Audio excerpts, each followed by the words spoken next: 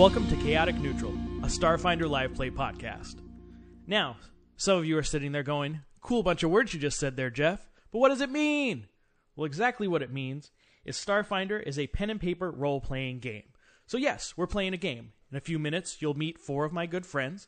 They'll be playing characters in the StarFinder universe. They'll all be kind of solving problems together and going on an adventure. What's going to happen is they're going to roll dice based on their skills, see how successful or not successful they are. Making those interpretations is me, the game master or narrator of the whole story. Some characters will be the type that just kind of bash their way through trouble. Others will want to talk their way through.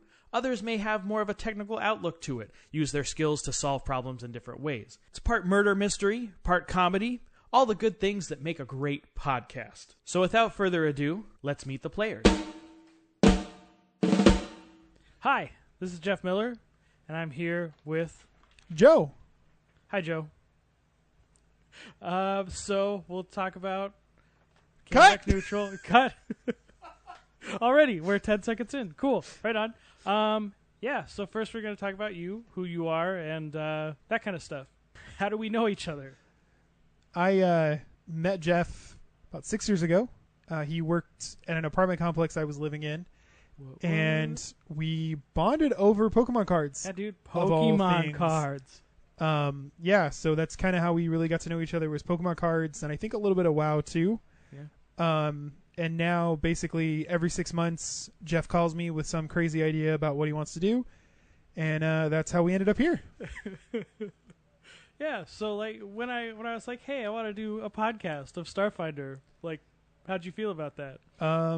Yeah, I created a business entity for us and a operating agreement for our LLC. I kind of went a little overboard with it, but I was really excited. I think we're all really funny, and the world really needed to hear us. So, definitely if you're listening to this, make sure you check out our podcast on YouTube, Stitcher, podcast, or what is it?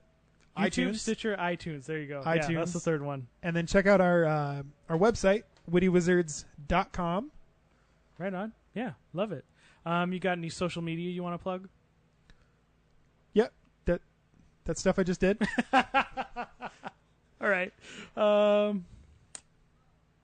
and how'd you get started in this type of gaming? Like pen and paper RPGs, that kind of stuff?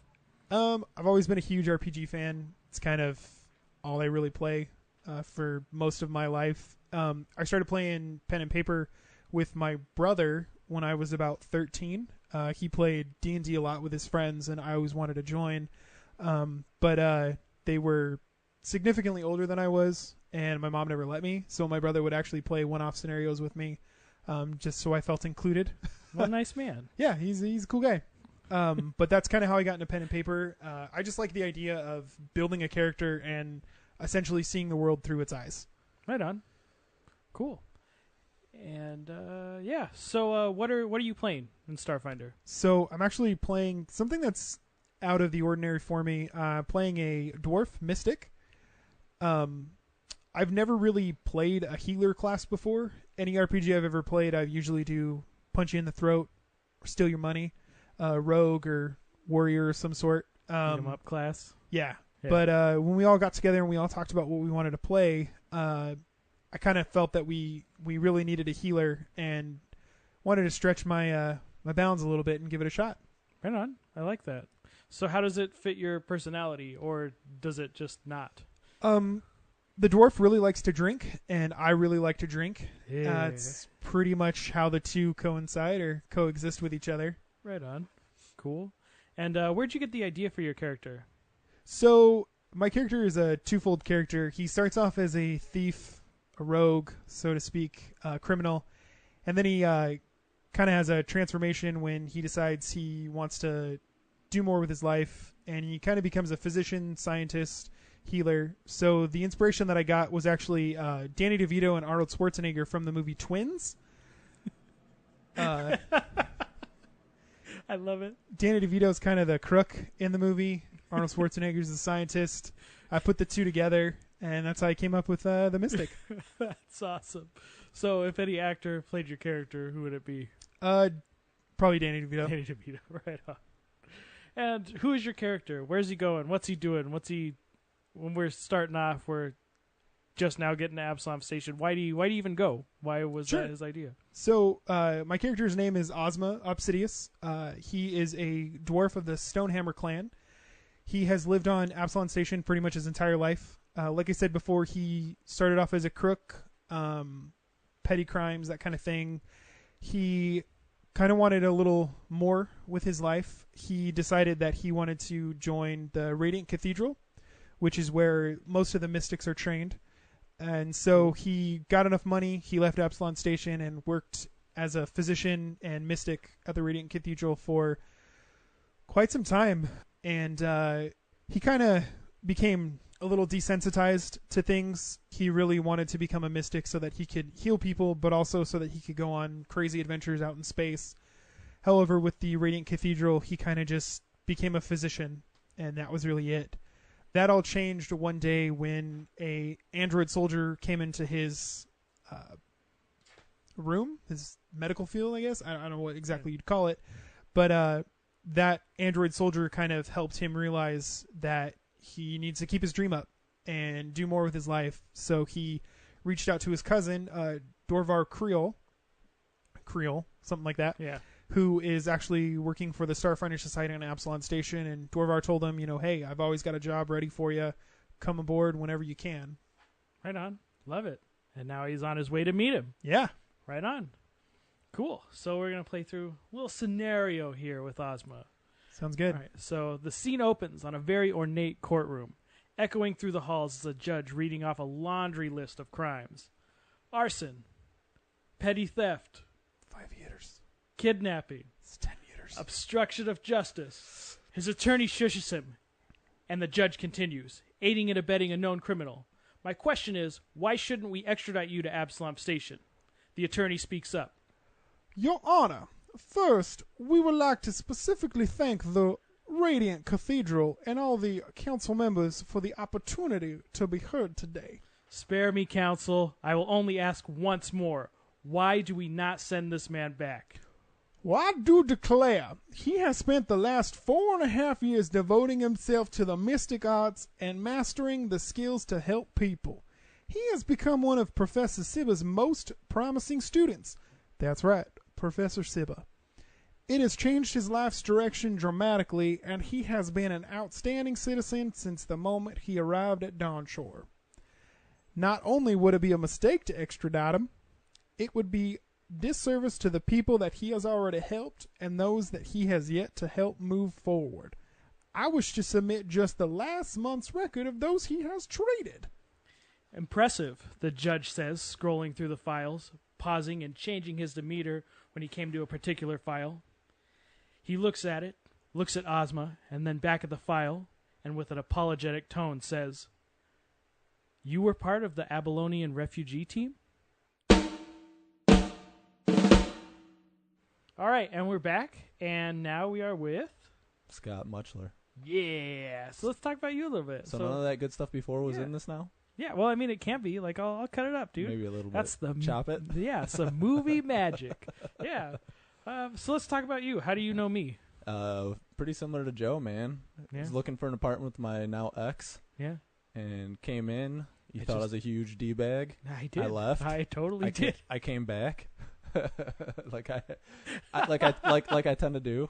I'm persistent. Oh my god. Yeah, no, that's true. Hey, I just take some time. Yeah. And then I win you over. No, well, it's because, honestly, it's because you walk in and you're pretty, and it's kind of like everybody's just like, oh my god, like, he can't be good looking and a cool guy. And what happened? Like, didn't I shush her or something you like did, that? Like, yes. okay, yeah. So you came in and you were... Again, you rode it on your frickin' motorcycle that was all loud. Yeah, like, you took true. off your helmet and your hair was frickin' perfect. Like, and you walk in with this little girl, like, all frickin' cute. And she's, like, asking all these questions, but, like, she kept interrupting me. And you would, like, shush her. And you looked like the biggest tool in the entire world. And it was so funny. And then, like, the next 3 times I met you, you were, like, a super cool guy. And then out of nowhere, you were like, hey, do you like Pokemon? And then, like, we talked about freaking Pokemon for hours, and then, like, you walk in with your, like, Dragon Ball Z coffee cup, and, like, yeah, no, it was funny. It was hilarious. And a budding relationship. Like, yeah, exactly. So it was kind of, so you fit into, like, Mine and Joe's secret nerd club at the complex. It was great. Hey, all things considered, too, we have Joe sitting over in the corner. It's like, you weren't there for it, Joe, but, I mean, you know her. We won't mention names, but, like... you better, yeah. You know the shushing was probably well-deserved. Yeah, it was. Yeah. for our listeners, I mean, it was... Exactly. So, what's your experience with pen and paper RPGs, stuff like that? Minimal Dungeons and Dragons back in the day, but so for me that would have been junior high-ish. Oh, cool. Late elementary school with my oldest brother when he was hardcore nerding out at the time, playing like the Magic the Gathering, all that kind of good stuff. Right on. Yeah. So it was just the era for it. Right on. Cool. So when I came to you and I was like, hey, I think I'm going to do a podcast with pen and paper RPGs. What'd you think? I mean, you've been talking about, you and I have gone back and forth for what, like 3 years on different little things that we could do or like start or begin. Fun little things we could do. I mean, so it's all just kind of back and forth banter. And, I'd try and push you a little bit here and there, but, with all of us, it's until we really want it. And this is one of those things you finally made happen and you've been taking it serious. Yeah. So, I mean, and trying my hardest. When I saw you actually start really taking it serious with Joe and sitting down and an idea was actually developing and then growing and then taking steps further, I've been waiting for this. Hang out with my guys and have some fun and no matter what, at the end of the day, have a blast with it. So, all things good. Why an operative? Geez, this is another thing. You and I went back and forth for, a couple months on it, throwing ideas back and forth. What was one of the first things we were thinking about? It was Well, we're kind of talking Envoy. I didn't really like Envoy as much just because it's the charisma class and kind of building up other characters, which is swell and all. But a little too supporty for you. Yeah, it's just never been my style, any games I played. We were talking the James Bond-ish idea. Yeah. I mean, that got, that got me revving. Well, and then again, like we took the operative and we made it a little more charisma, which is not really what it's supposed to be, but like they have points all over the place. Like they have points for days, making so it it's work. kind of like, exactly. And it makes sense the way we're doing it. So I think it just like, when we were talking about it, that's when it kind of clicked. I'm like, yep, that's the character. Yeah. That's solid. I dig it. Where'd you get the idea for your character? So when you sit down and you become Chet Bronsington, like, who do you channel? How'd you come up with that? And part of it's this old character that my middle brother Paul and I came up with. It was my WWF alter ego, Chet Bronsington. I mean, that's my, like, I walk in, I'm a sexy boy, like that, but he's all just like, Southern Tennessee, just walking out oiled up and kind of tan, just all big, but like, he's just walking, super machismo, but kind of like in the, I'm too pretty, don't look at me. And so it was a mix of that, a mix of like the whole actor style that we were going for, which we'll dive into a little bit later, and then trying to throw in the James Bond and all in the mix. Yeah. So that's the vision. That's the vision. That's who I see. That's who I try and become, because it's like this, just grow into a different person. Just really play up the role, like almost kind of like the likable douchebag is what I shoot like for. Like the hey, come on, like the likable douchebag where it's like, wow, he's a meathead, but I still enjoy talking to him. Heart of gold, Yeah, exactly. He means well. Yeah, there you go. And if your character were to be played by any actor, who would it be? Oh, Paul Walker. For sure. Yeah, love it. All right. And do you though? Huh? Do you love it? Or are you just saying that? I love it. No, I feel like do. you just say it sometimes. No, Paul Walker. Like, if I was like Paul Walker, like, who's that? Like, sort of the like, who is your character? Like your character. Well, I'll let you tell me, and then that'll kind of explain why Paul Walker makes perfect sense to me. Well, why don't you just tell me? No, that's a Seinfeld. I don't know. Like, who's your character? Like, where are they coming from? Like, how'd they get to this point in the universe? What we're currently at? Yeah, like you're currently on your way to Absalom Station. You're in the ship, and your agent gave you this idea. Dude, he's up and coming. He's got to shoot for it big. He's already done a little things on Absalom, but some people recognize him like as that guy. Like, or are you like the Verizon guy or the AT&T guy? Like kind of one of those. The but it's nothing. Yes, can you exactly. Hear me now, can you hear me now? Yeah. That's 100%. Like nobody knows his name or anything, but you're that guy. But he has a recognizable face. Yeah, and it's only if he looks a very certain way. So he's at that point, man. So I mean, it's the up and coming. He's got to make it. He's got to go for it. Yeah, give it. The one big shot, put all in. Yeah, no, and I like it because I've always, and again, nothing against Paul Walker or anything like that, but every time you see him, he plays the one guy. And it's a good character, it's all that kind of stuff. Yeah. But he's very physical and all that kind of stuff. It's typecast. Yeah, for sure. Exactly. And your character is definitely coming from that background. 100%. Yeah, and they were a stuntman, and now you're becoming this actor trying to be more of like a face for a product or a thing or a something just to kind of get your name out there. So He's tired of just being the guy who rolls around on the beach, oiled up, in like little man Speedos. He's tired of it. He's got to break through. He wants more. He wants to be more than just a pretty face. Yes. Yeah, no, love it. Love it. And washboard abs. He wants more out of life. Exactly. Yeah. You're tired of just, standing there when somebody needs to wash their clothes. Yes. There's the washboard, Yeah, no, I got Can you. only be objectified so much. Okay, all right. Anyway, so you want to play a little scenario here? Let's play a scenario. And, as Chet Bronsington. All right, so the scene opens on the outside of a fortified military base. As a 3-man foot patrol passes, we see our hero peek his head out from behind some crates. A supply truck approaches. As the outer gates open, our hero knows this is his shot to make it past the perimeter. Go ahead and give me an acrobatics. What am I adding anything to the number? Your acrobatics plus your die roll. 17 plus 2. So yeah, so right? you are level 0 and you're already rolling a 19. This is gonna be great. You succeed. Chet springs up, hops onto a barrel, grabs onto a lamppost, and swings to the top of the supply truck and lands expertly. Cut! Yells the director, an Acatonian human known for his short temper. I can clearly see his face in the shot. Who am I not paying over here? Maybe we should take a break, Chet's friend and agent says, coming to his rescue. Yeah, it'll take us a minute to reset. Chet and his agent walk away from the scene. Chet says, I felt really good about that. And his agent comes back with, forget it. We'll finish up here. I got something for you. You know how I keep talking about getting you out there, seeing the universe for real? We got a call back today. The StarFinders want you to be their new spokesman. And we're back with Ryan McAllister. How's it going? Very well, my friend. So, who are you? How do you know me and stuff? I'm your cousin. Allegedly. Allegedly. We met when we were in the womb, probably, at one point or another. Yep. And I can't get rid of you since then. So here we are now. Yeah. How'd you get started in this type of gaming? Like the paper... Yeah, like pen and paper RPGs, that kind of stuff. I actually haven't done much other than this. I had played D&D probably like 5 or 6 times maybe, tops 10 in my entire life. But I've always been into gaming, video gaming, giant frickin' dork for sure. Yeah, dude. But this is pretty new to me. Yeah? Yeah. Brand new, all the pen and paper stuff. Yeah. Yeah. Pretty new. And you got any social media plugs you want to do? You want to plug your page? Yeah, plug I your do. Stuff? Instagram is chaotic_Ryan. I do believe the O in chaotic is a 0. Dope. And that's pretty much about it. Oh, cool. I just do the Instagram stuff. I do have a Twitter. Follow me there. Same thing. Yeah. Same name. Chaotic_Ryan. And the O is an actual 0 number. Oh. Right on.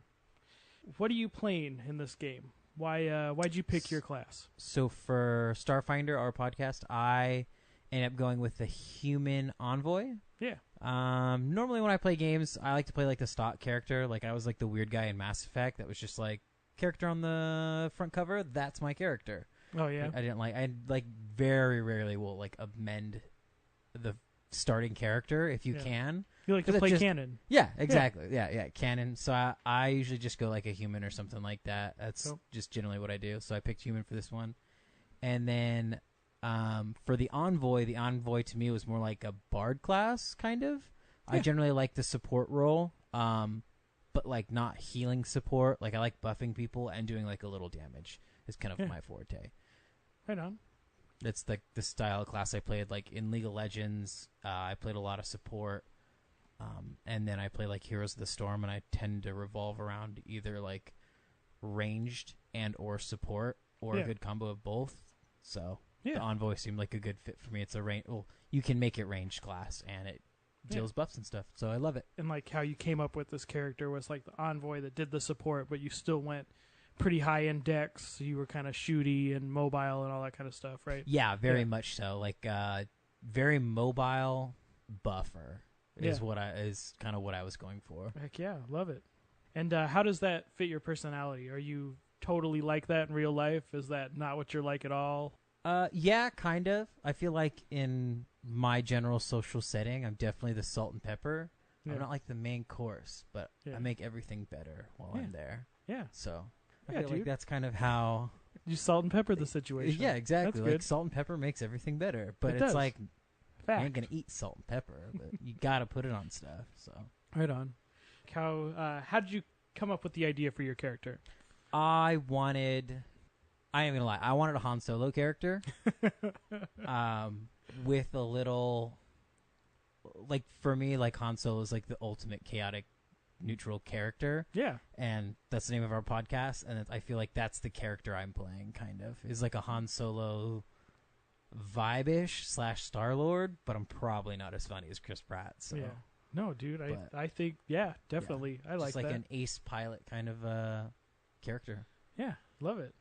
And then if your character were played by an actor, who would it be? Probably either Chris Pratt or like maybe Chris Pratt. Maybe Chris Pratt. But like you could probably do Chris Pratt. So Chris Pratt. I Yeah. like that. No, for sure. I mean, if I feel like that's like probably whoever, like everyone said that to their character. Yeah. Could you imagine like a little dwarf Chris Pratt running around? Yeah. With like a Scottish accent. Yeah. That would be the best.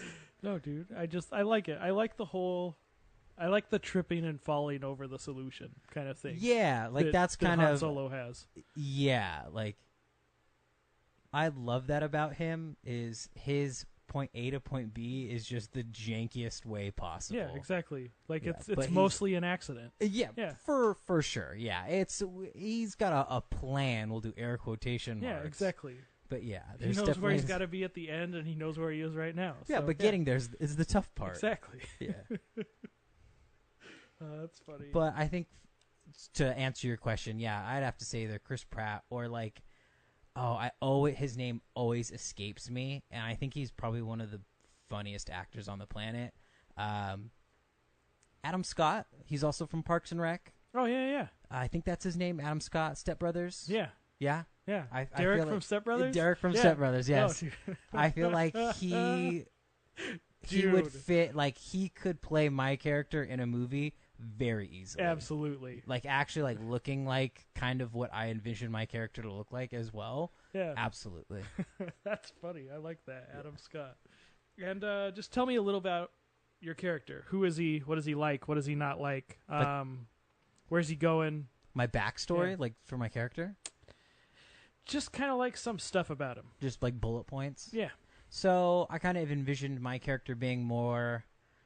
I always got to go good route. I always got to go light side. I don't do dark side stuff. Yeah. So I envisioned my guy essentially being born to like the worst, or being raised, I should say, in like the worst way possible, but still remaining like at his core a somewhat decent person. Yeah. So like my background, like I grew up on a pirate ship. I think I named it the Wailing Widow, which I was pretty proud of myself for that. I probably stole that somewhere. So, but Love it. the Wailing Widow, and he's just got a messed up past, but he's still like a good person at heart. Like still likes to get in trouble for sure. Yeah. Like maybe a little testy, but will always at the end of the day do like the moral good thing. So like I envision my guy being raised by pirates, and then but also being like good at heart. Yeah. At the very end of the day. So Dynamic character, like the Yeah. wild card. yeah, exactly. Wild card. Raises a pirate, and then something happened to where my crew kind of crossed the line, ended up jumping ship, like I said, saving some people, and then landing on Absalom Station, and is I think where we pick up. And like I believe mine would have been, story wise, I've probably been on Absalom Station for like a little over a year, maybe, Yeah, right on. if that's canon. I'm not sure, but Yeah. I've been on Absalom Station for a while. Yeah, cool. Right on. It's canon now. So Yeah, canon now. Yeah, right on. All right, cool. So we're just going to play through a quick little scenario here. Oh, Yeah. So, was just another raid. Fly up undetected. Dock quickly. Board and eliminate the major threats. and anyone that doesn't immediately surrender. Take the loot, immobilize the ship, in and out before anyone ever hears the distress call. This was what you grew up doing. You had a bad feeling about this one. First you heard the screams. Then you knew. You knew you were right. You sprint down the corridor. You almost slip on the blood that covers the entryway to the room where you find the first mate strangling the life out of a young refugee. If you're just there, like, strangling someone, Yeah. I'd probably be like, what the heck is going on? Pull that die. Nat 15, Jeff. 15. So that's like a 17 diplomacy. What? Oh, I don't have my character sheet on me. That's fine. It'd be like probably like a 33. 30, that'd be like a 33. Not an operative. Yeah. The first mate, Rex, looks at you and says, I'm doing this, Jax, and you can't stop me. Go ahead and roll a shot for me. The shot? Like an Yeah. attack roll? Yeah. That's a nat 20. Nat 20. No, I'm just joking. It's a 16. All right. Well, you see him as he starts to pull out his weapon and aims at you. You react quickly. You shoot him 2 in the chest. Did Han Solo him? Yes. I shot first for sure. The last thing you remember hearing is his body hitting the floor. So we are here with JJC Hello. playing Yaj 1337. That's correct. So who are you? How do you and I know each other? Wow. We have known each other since we were in diapers, Yeah. from what I recall. Yeah. Pretty much been best friends ever since. So our moms knew each other, and then we just started hanging out, and then that was it. Yep. Now we're 30. Yeah, and now we're 30. So how'd you get started in gaming? Like, what's your background? Honestly, played a lot of MMORPGs in a computer format. WoW. Before that, like Dark Age of Camelot. Before that, Ultima Online. Like, Dude. it just goes back, and it seems like the further it goes back, the nerdier it gets, which Yeah. is kind of weird. But yeah, Like it's not weird to play WoW anymore. right, Like, right. It's so mainstream, but Yeah. yeah, that's pretty much my background as far as like RPGs and stuff goes. Mostly just like computer games and things like that. So Right on. And the first time you ever played any pen of paper was with me, right? Like year ago? correct. About? Yeah. Okay. Yeah. So our little Wednesday night session. we're Yeah. both very new to this. Absolutely. We're failing forward. It's great. Yeah, Do you have any social media you want to plug? I am on Twitter, and that is JJC the Droid. Heck yeah. If you want to follow me there. Right on. Cool, man. So what are you playing and why? What class and that kind of stuff? I am playing an android soldier with a mercenary theme. Basically, kind of just fits my background, android, because I'm like an antisocial, like, really nerdy kind of guy. Soldier, I'm a narcissist at heart, so it kind of just fits, Yeah. And then mercenary, doing a job, making money at the expense of ethics, Yeah, there you go. I At the think expense of ethics. I think that kind of fits. So, yeah, I don't know. Just kind of chose all those things, put them together, and kind of fit my personality a little bit. So, Love it. Love it. Where'd you get the idea for this character? again, kind of goes back to a little bit of my MMO days playing World of Warcraft. I always played a warrior class, tank class, so the soldier thing kind of made sense for me to play here. Yeah. Just something I'm used to. Where did I get the idea? And again, just kind of basing it off my own personal background and things like that. So all the stuff I could relate to is where I made this character. Nice. Love Yeah. it. If they made a movie about our little thing, what actor would play your character? So mine's a combination of 3. I've got 3 different actors that I thought about for this. First would be Rami Malek from Mr. Robot. Yep. For his dead emotions. Bohemian Rhapsody. That's Yeah, coming yeah. out pretty soon. Yeah. Correct. Yeah. Yeah. So yeah, him. Paul Bettany for the Jarvis voice in Iron Man. I think we can all relate to that. Yep. Pretty awesome android type character. And then Michael Fassbender. Oh, or yeah. Michael Facebender, as I like to call him. Magneto. Magneto, Yeah. yeah. From the new Aliens movie when he played the android. Oh, yeah. Yeah. Kind of, again, went into my thought process when creating this character. So pick your favorite on those. But like I said, for me, it would be the dead emotions of Rami, Jarvis's voice, and then the looks of Michael Fassbender. Michael Fassbender's devilish good looks. Yeah. Love it. All right, so who is Yaj? What's he doing? What makes him go? What makes him stop? What makes him all of that? Still, honestly, kind of really unknown at this point. As far as his backstory, I mean, I've given it some thought and stuff, but there's still a lot more room for this character to grow, I think. He's an android, comes from the machine planet of Abalon.